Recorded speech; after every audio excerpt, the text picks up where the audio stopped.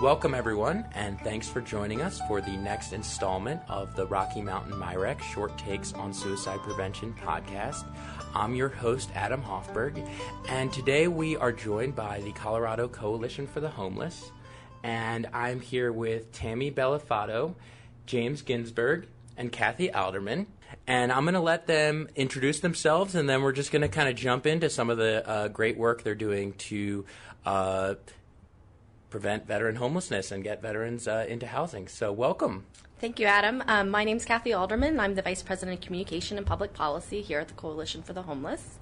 Thanks, Adam. I'm James Ginsberg, and I'm the Director of Fort Lyon and the VA Grant Per Diem programs. And my name's Tammy Bellafato. I'm the Director of Vocational Services with the Colorado Coalition for the Homeless.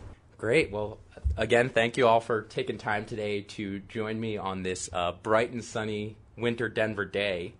I guess we'll start with a couple questions with Kathy, and I guess I just wanted to first give us a little bit of background on the organization, Colorado Coalition for the Homeless, and then kind of tell us a little bit about your organization's approach to this integrated, lasting solution of ending homelessness. Sure. So the Colorado Coalition for the Homeless has been around for over 33 years. We started out with a Health Foundation grant providing healthcare services to people experiencing homelessness, and quickly realized that the healthcare alone wasn't really going to help people get back into a stable living situation. So we started building housing. And then we started integrating support services into that housing and making sure that we were connecting people with vocational services or any kind of substance use treatment services they might need, and really trying to treat the whole person. And so we consider ourselves to be a housing, healthcare, and service provider for a large population of people experiencing homelessness all across Colorado. And that really is the integrated approach that we take, that we know housing is dependent on healthcare, healthcare is dependent on housing, and without those critical support services to keep someone stable and to keep someone engaged in their community, they're less likely to succeed in the housing situation that we're able to place them in. Mm-hmm. Yeah, I can see how you can't fix one thing without kind of addressing the whole person and all their needs, and that makes a lot of sense. So tell us about homelessness in Denver, and also like sort of how you all formed your roots and where you got your funding to get started. So the original funding came from a Robert Wood Johnson Foundation. We're now funded from more sources than I can count on my fingers, but we do receive a large amount of federal dollars, some state dollars, some private foundation dollars, and then obviously we're dependent on the community for donations and philanthropic interests.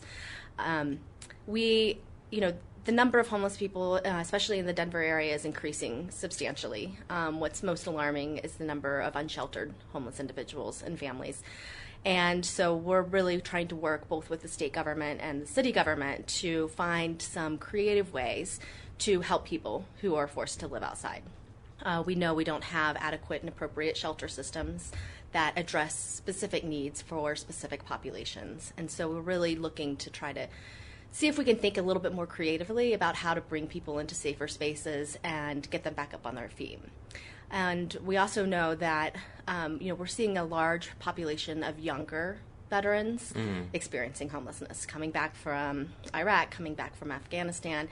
And with every population, there's a different level of needs that we need to address, and we try to be really in tune to how those needs are changing.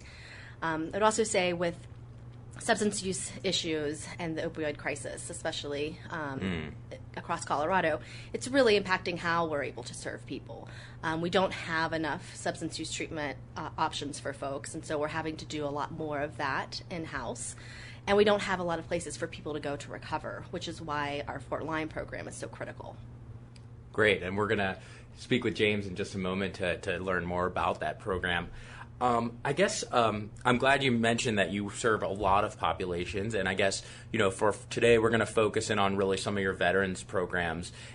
You mentioned that you're seeing a lot of younger veterans, and we keep coming back to this concept that maybe transitions are a very difficult time for folks, and maybe leaving the military and getting back into the civilian world is a challenging time. Do you think that's related to why you're seeing these younger homeless vets? Absolutely. I think that in addition to some of the trauma, obviously, that's experienced while being in the military, and people come back to their homes, and they're living with this trauma, and they need treatment for this trauma, and they need community support for this trauma, and that's not always available. And so we really try to provide kind of that holistic approach to addressing trauma.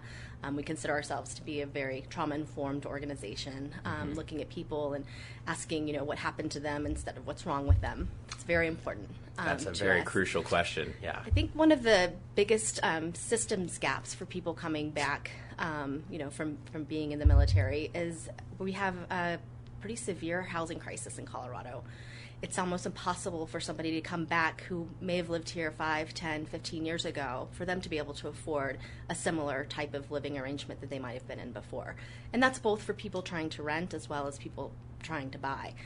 And so we really focus a lot of our advocacy efforts on state and local governments and trying to invest more in housing and making sure we have appropriate housing options for all of our targeted populations, and particularly veterans. Mm-hmm. So we're really excited to be breaking ground on 60 units of veterans housing at the Fitzsimmons campus in Aurora.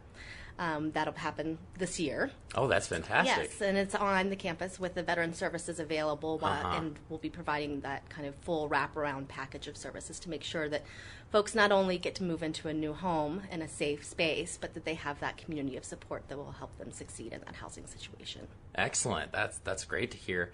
You mentioned a bit about your orientation and how it's a really holistic and integrated approach, and how many folks are experiencing some substance use issues. How does that process work? Is it one of these programs where you need to be sober before you can get into the program, or is it really about housing first? Yeah, so that's interesting. Most of our programs are housing first oriented, so we do not require sobriety before we will house and help you out. However, at Fort Lyon, the residents themselves have actually said we need this to be a sober environment. So we do ask people to come to us after they, may have detoxed, and stay with us as long as they need to recover, but be committed to sobriety long term. And then we have one area for Fort Lyon graduates where people can move back, and the residents again have determined that in order for their recovery to be successful, they need the people around them to maintain sobriety. Other than that, all of our other programs are really dependent on the housing first model, and you come to us and we are going to help you get stable housing, and then we're going to help you address the issues that led to your homelessness or to your housing instability. Excellent. I think that's a great segue or transition to talk to James a little bit more about the Fort Lyons program. Could you introduce that to us and let our listeners know a little bit more about it? Sure. So Fort Lyon is what we call a supportive residential community. It's in southeast Colorado, and we just celebrated 5 years of operation. We serve approximately 220 people at any given time, and we prioritize veterans. So if anyone from across the state, any homeless service provider, social service agency makes a referral, and they're a veteran, they go to the top of the list. Even though we're pretty much on demand, meaning men can get in within 4 to 6 weeks, we have a little longer waiting list for females because we have fewer beds.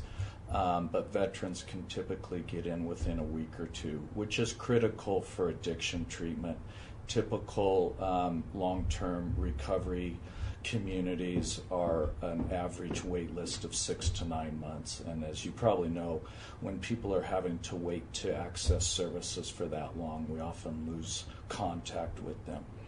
I think as Kathy was talking about the housing first versus the sobriety requirement, we're really trying to create a continuum of care, both within the agency and the broader state. We see that people in their recovery, in their journey, in their homelessness, in their addiction and primary care recovery, they're not stagnant. There's times when people need direct access to housing without requirement for sobriety. There's times when people want sobriety, and there's times when people move back and forth through those sort of head spaces, so to speak. And so I think the challenge for us is to be able to be light on our feet in terms of having people access resources where they're at any given time. Fort Lyon is most critically a community, and I think we see veterans coming out of war situations or coming out of the VA and kind of being sometimes disillusioned about the lack of community that they experienced in the military. And so if we can recreate a supportive environment in all of our systems, we really find that people thrive in that. People can stay at Fort Lyon for up to 3 years. It's a very autonomous program. We're really trying to create a safe space where people can design their own recovery model within resources that we provide for them. I think of Richard, who's a 13-year Iraqi Gulf War Afghanistan veteran, recipient of a Bronze Star, struggled with alcoholism in his service career, but then when he left the military, he got into methamphetamines and became homeless and was referred to Fort Lyon and quickly really thrived in that community again with other veterans, with other non-veteran homeless persons, and ended up went up and down the Arkansas Valley gathering bicycles, created his own bicycle shop and lending program within Fort Lyon, and after about a year and a half went into the local community, opened his own business, and he currently runs the only bike shop in the Arkansas Valley. Wow. And it's really about being person-centered and strengths-based, really looking at people's strengths and focusing on the person versus sort of the system. A lot of time veterans have been disillusioned by the overall system, and I think a lot of our role is helping veterans and other homeless access current resources. That maybe the resources are there, but they're so hard to navigate. But there's also many gaps in the system, and as Kathy said, it's really about affordable housing. Thanks. You touched on a few things there that I want to circle back with. First, the sense of community, which I think, well, as you mentioned, is just kind of fundamental to this. Could you give us some examples of maybe how the community is fostered or what kind of activities that folks do together in this program? So it's very peer-driven, and certainly the research shows that in recovery, peer-to-peer is the most effective model. And so we really try to avoid a top-down sort of expert to client model and try to create a space where, for example, new residents are welcomed by senior residents and they become mentors, and that we have 21 12-step groups on campus that were entirely started by the residents. We have a barber shop that was started by the residents. Wow. We have a lot of community activities in terms of art and other therapies, all started by residents. And then the community, as Kathy had said, told us that we do not want any substance use, that this has to be safe, that we don't want to tolerate any kind of aggressive or substance use behavior. When we first opened, we were allowing people to have relapse. Of course, addiction is a chronic relapsing disease. But again, the community said, if we want to be in a housing first model or a harm reduction model, we can access that somewhere else. We want this to be an alcohol and drug free community. And so we're trying to respond to the direct feedback of the residents themselves. And for folks who may not be familiar, what is a harm reduction model? Harm reduction is really a best practice, and it stems from meeting people that are struggling with addictions, where they're at in terms of, we do harm reduction in medical care. We ask people diabetics to eat better, maybe they don't completely get into a sugar-free exercise and insulin lifestyle, but they do some things to reduce the harm. And it's the same. Using a seat belt is a harm reduction intervention, for example, and the same in addiction treatment. That we would like you to do some a needle exchange is a harm reduction intervention. Mm-hmm. That we understand that recovery is a journey and it's a process, and that if we require you to be abstinent before we serve you, you may never get clean and sober. But the journey of recovery is about continually adjusting your lifestyle to use less and less, ideally. Maybe integrate some healthy behaviors with your substance addiction behavior. And ultimately, a harm reduction at the end of the day is about coming into abstinence if addiction is having overall negative impact on your life. Excellent. Thanks for explaining that. The other thing I wanted to circle back on was you mentioned some of the disillusionment.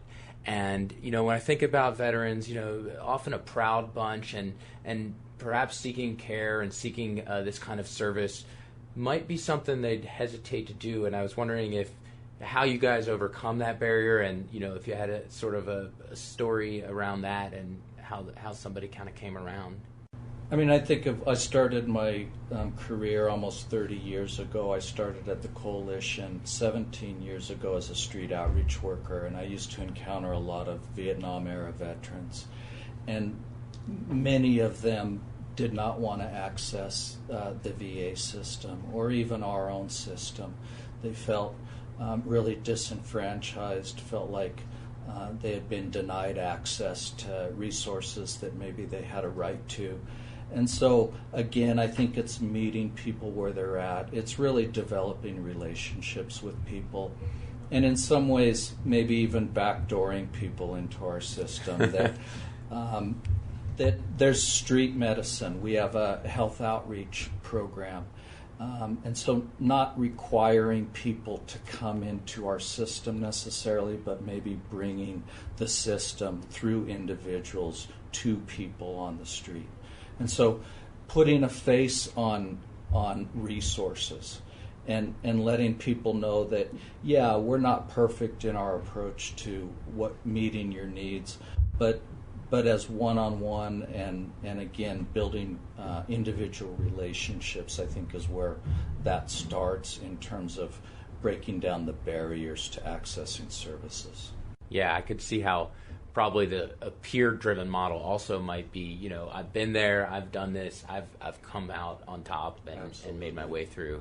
Absolutely. We have a large peer specialist program within the agency, and certainly that model is expanding across the country where people with lived experience in as veterans, as people experiencing homeless, addiction, mental health issues, are equal partners and equal professionals in our integrated care model. Excellent. I'm so glad you said that.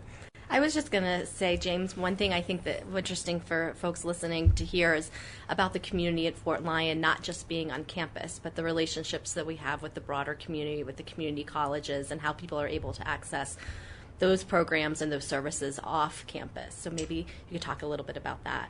Yeah, and I think, like you said, it's about a fully integrated care system where you're treating the whole person. That we have collaborative partnerships with the local mental health center, Southeast Healthcare, with the local primary care provider, Valleywide, and then the two local community colleges, Otero Junior College and Lamar Community College. One of the things that people experiencing homelessness, as with all of us, the only difference between persons who are homeless and us is they don't have homes. They still want community. They want to have. They want to contribute to society. They want to work. And because of the history of trauma, because of the history of homelessness and addiction and mental health issues, often can't work 40 hours a week competitive employment, but want to work. And Tammy can certainly talk a lot more about that. But our partnerships with all those agencies really comes together and helps normalize the experience, that they're not in this isolated community getting this heavy dose of support, and that artificially, and then when they leave, they have to go out back into this sort of difficult situation in the broader community. But we try to integrate the broader community while they're there on campus. And again, they're going to college. We have 9 transports into the greater community a day. And so people come and go as they please. It's an open campus. They create their own recovery. They're going to school. They're getting their health care needs met. They're getting their mental health care needs met. And then working with one another on campus and finding employment and sort of struggling with getting back into the stream of life. We like to say people come there to stop dying and to start living. Hey everyone, just a quick break from the show to let you know 3 things you can do to help the show get even better. First, write us and let us know what you think. We want your ideas for guests and topics. Write us at rockymountainmyrock@va.gov. Second, click your subscribe button on whatever it is you're using to listen so you never miss an episode. And third, tell a friend that they can always talk to you if they need help. We're all in this together.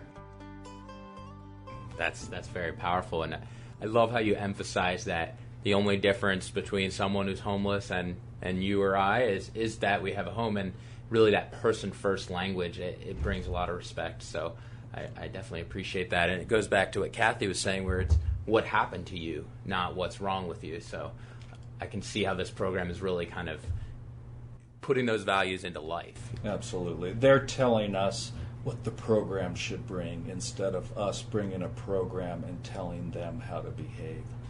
Excellent. Well, let's turn to Tammy for a little bit. Thanks for sitting so quietly while we talked through some of the other interesting aspects to this program. So, Tammy, first let's just hear a little bit more about your role in the organization. So I run the vocational services programs, and one of our biggest programs is the Homeless Veterans Reintegration Program, which is funded by the Department of Labor to assist homeless veterans and get back to work.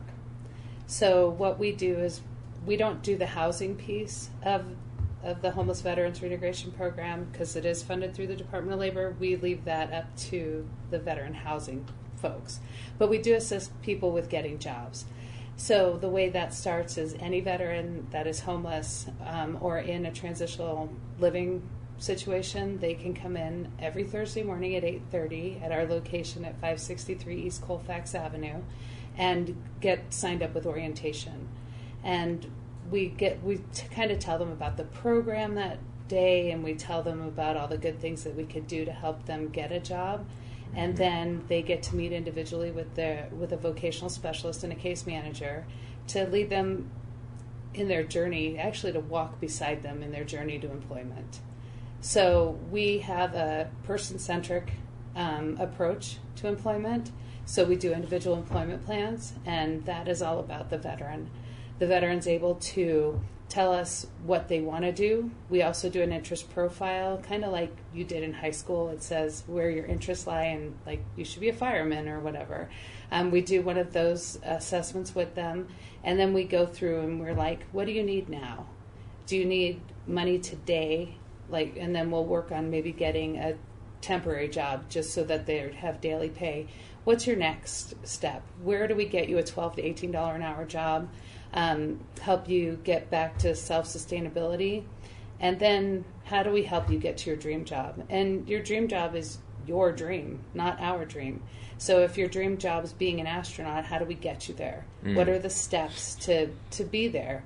And if for some reason we can't help you with those steps, or it's not achievable, maybe you have a criminal history and you can't become an astronaut, how do we get you someplace working like at Lockheed Martin and getting you close to where they build the spaceships and those types of things? That's quite powerful. I know, employment can bring a sort of sense of worth and value that you can then take forward with you.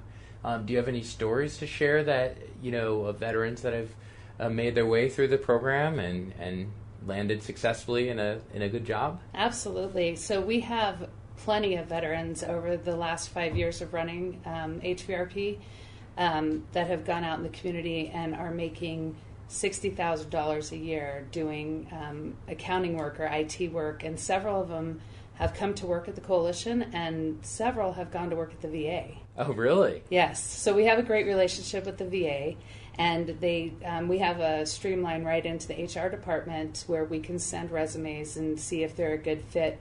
We also use the compensated work therapy program at the VA for folks that are just getting back into employment so that they can work through maybe some of their physical problems and are able to get back into the workforce. So we try to partner with the VA on many things with the veterans. But a big example is we had a homeless veteran come into our program, and he had extensive maintenance experience in the past. And he became homeless because of a family issue.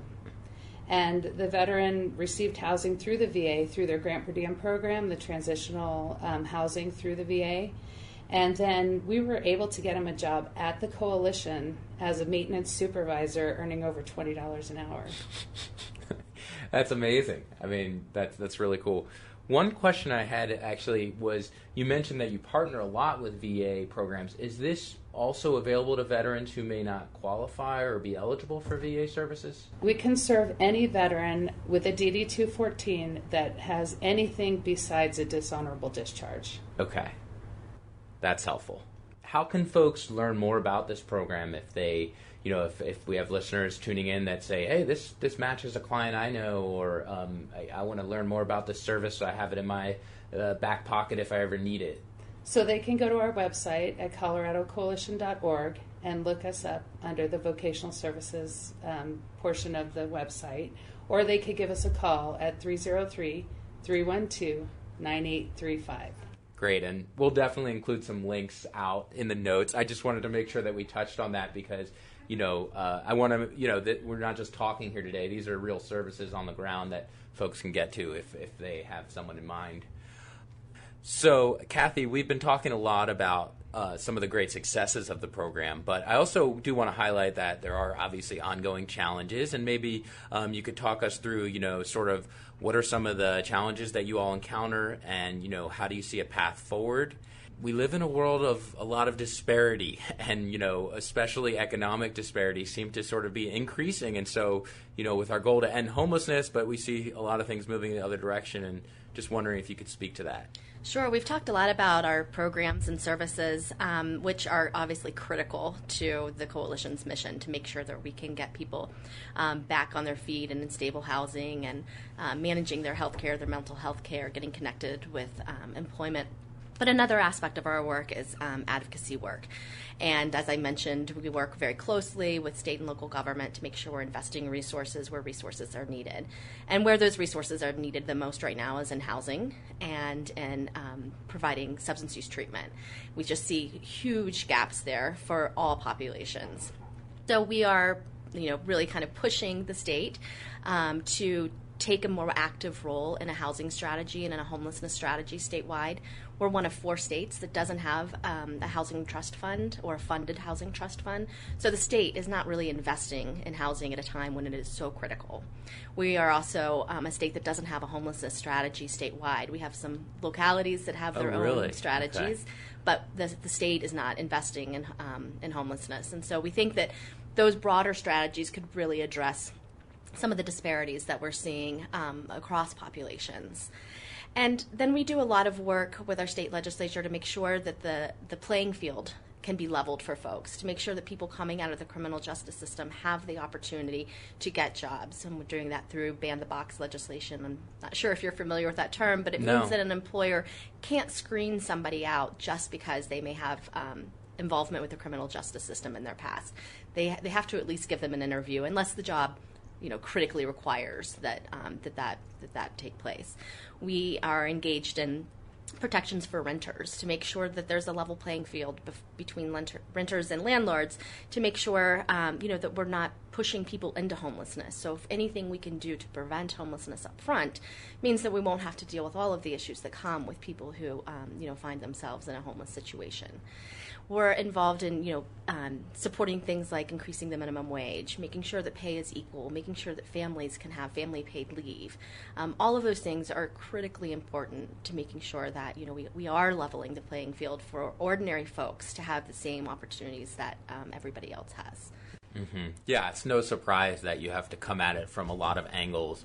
Like you mentioned, a holistic approach is really the only way that we could probably solve this issue. And so you also mentioned that, well, in your name, it's a coalition. So, I mean, obviously you're one organization. There's many folks out here sort of working towards this common goal. Could you talk a little bit about that? Sure. The Colorado Coalition for the Homeless is a single organization that brings in the collaborative partnerships of lots of other organizations. So, as Tammy was saying, our partnership with the VA is critical to the coalition's success. Our partner with community leaders in the areas where we are, like community colleges, are critical to making sure that we can serve folks. We work very closely with a lot of other advocacy groups who are also socially justice focused, making sure that folks have the opportunities that everybody else has. So we work with organizations like the Colorado Center on Law and Policy, Colorado Fiscal Institute. We, on our renters' rights work, we actually see a lot of family-oriented groups that are trying to help families get a step up, and we do that through a coalition called All Families Deserve a Chance. Oh, very nice name. As I mentioned, this is a suicide prevention podcast, and so one of the interesting things I always think about is how does housing and employment and community sort of contribute towards suicide prevention and promoting, lives worth living? So, Kathy, could you start with that? Sure. So we're so focused on this holistic approach to individuals and making sure that we're addressing their housing stability needs, their healthcare stability needs, their mental health, their substance use disorders if they have them, connecting them to services, and really making sure that they feel like they're part of a community and making those connections that will keep them out of despair. I will say one of the things that we supported this past election cycle was a ballot measure in Denver called Caring for Denver. And ultimately, it'll bring in $45 million a year for specific services to prevent suicide, to treat mental health, and to treat substance use disorders. And we were really excited about that effort because it really showed that the community was invested in making sure that people don't get lost in despair and people have opportunities to address the issues that might lead to a suicide situation. That passed with overwhelming support at 70% of the voters in Denver supporting it. So we really know that there's a huge gap there, and we're happy to be part of the solution to that by making that investment as a city. Excellent. And I have a sort of a side tangent before we turn back to you.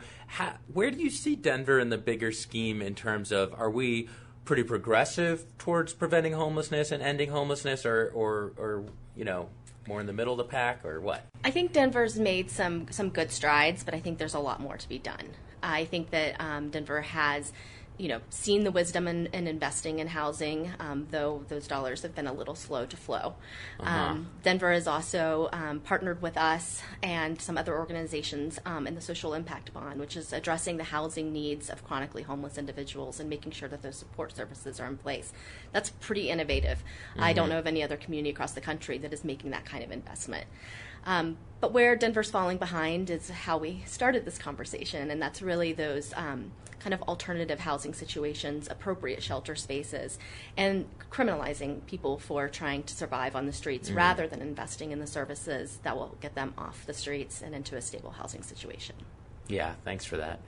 Let's turn back over to James. So, thinking about the Fort Lyon program, and how do you see that as sort of a suicide prevention program as well? Yeah, I certainly see suicide as a outcome of isolation, and that it's really someone who's committed suicide has died from their depression, and that mental health care is really lagging behind in this state, and it's certainly a hidden disease. And that I think many times the intervention, the solution to that is community. and of course, reinstituting hope, and that people see others that are recovering within the community. That is one of the most powerful examples of, if this person can do it, maybe I can too. I'm not that much different. And that when people share their struggles one to another, they realize they're not the only one. They're not lost in their own world of isolation and despair. And so I think it is really engaging people on a daily basis into community. Veterans are really used to being mission driven and working for something greater than themselves. And if you can engage people in a mission, in a community that's looking at something greater than themselves, give them an opportunity to be of service. They want to continue to serve. And we have to continue to create opportunities where veterans and others can give back to the community. Really, really well said. Tammy, let's take it away with how does employment contribute to all this? So I believe that when veterans become self-sufficient and they're working, not only does it help with their mental health, it gives people a sense of worth. When it comes down to it, we think of ourselves as who we are. So I'm Tammy, the Director of Vocational Services. And at some points, the veterans are thinking, I'm just me, and I don't have any worth. So once they become Joe the electrician, and they're able to talk about their job, because that's what people talk about. And so I think that gives people a sense of worth and helps with their mental health. And also, when they're working with other people, they may recognize some of their mental health issues and may seek help for them. Excellent. So as we wind down today, I just wanted to give you all, well, first of all, I wanted to thank you all for really taking time today to share about your programs and really help inspire folks that, we can make a difference in homelessness and hopefully help people build healthy, strong lives.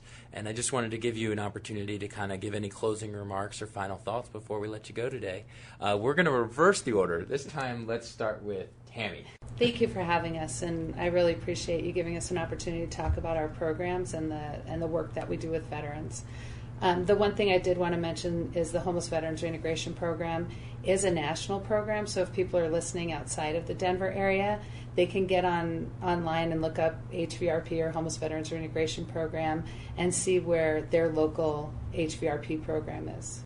Great. I'm glad you mentioned that, and we'll include a link out to that as well for folks to tap into.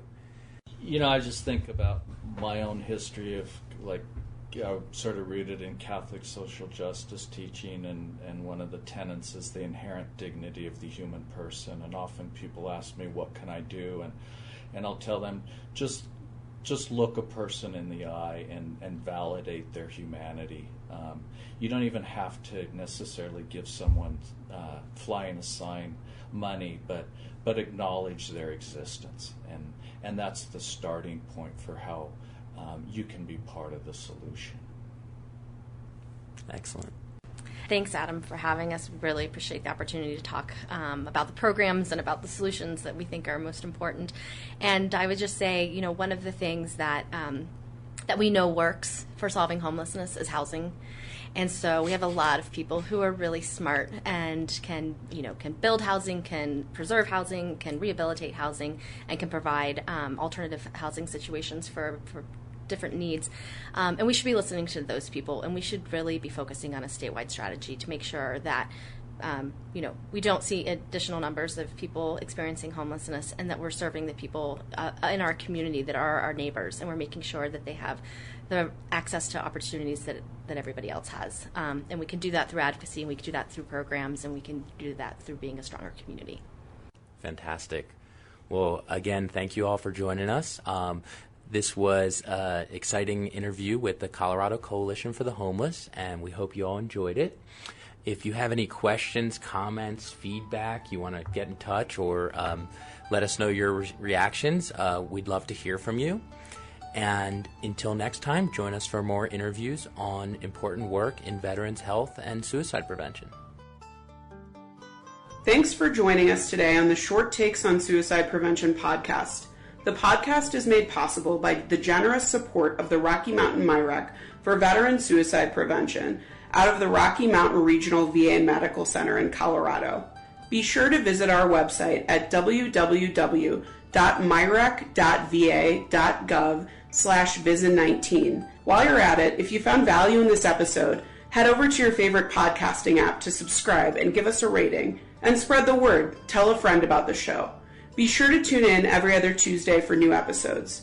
Our mission is to end veteran and all suicide, and when you listen to our show, you see the possibilities.